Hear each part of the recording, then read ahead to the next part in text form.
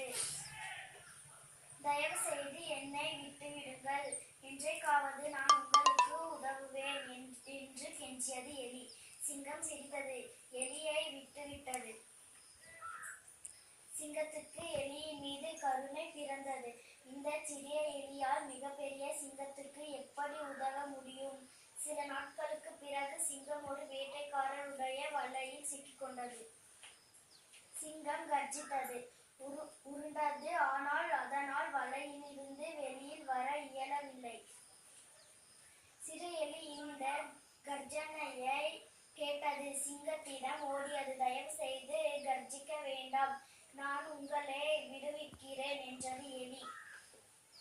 தன்னுடைய கூரான பற்களால் எலி அந்த வலையை கடித்தது, அறுத்தது, சிங்கத்தை விடுவித்தது. ஆஹா, நீ என்னை காப்பாற்றி விட்டாய் என்றது சிங்கம். எலிக்கு நன்றி சொன்னது. சிங்கம் சிறு எலியை அணைத்துக் கொண்டது. அவர்கள் நண்பர்களானார்கள். ஒரு நாள் சிங்கம் அதோட குகைக்கு வெளியே ஒரு பாறையில படுத்துட்டு இருந்துச்சு நல்லா. அப்ப எலிங்க எல்லாம் கண்ணாம்பூச்சி விளையாண்டுருச்சு. அதுல ஒரு சின்ன எலி அந்த சிங்கத்து மேல ஏறிடுச்சு. அதுக்கு சிங்கம் எந்திரிச்சு கோவப்பட்டு அதை பிடிச்சிட்டு, நான் தூங்கிட்டு இருக்கேன், நீ என்னையே தொந்தரவு பண்ற அப்படி சொல்லிட்டு, நீதான் இன்னைக்கு எனக்கு சாயங்காலத்துக்கு உணவு அப்படி சொல்லுச்சு. அப்புறம் அது என்னை விட்டு, அது பயந்துட்டு விட்டுருங்க சொல்லுச்சு.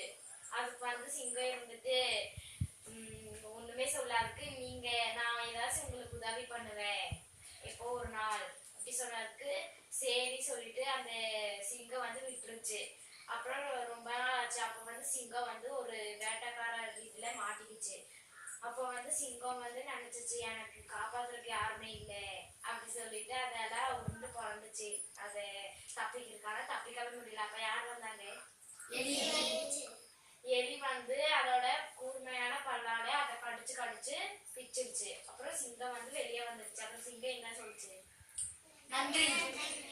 அப்புறம் நன்றின்னு சொல்லிட்டு 2 பேர் நல்ல நண்பர்களானாங்க.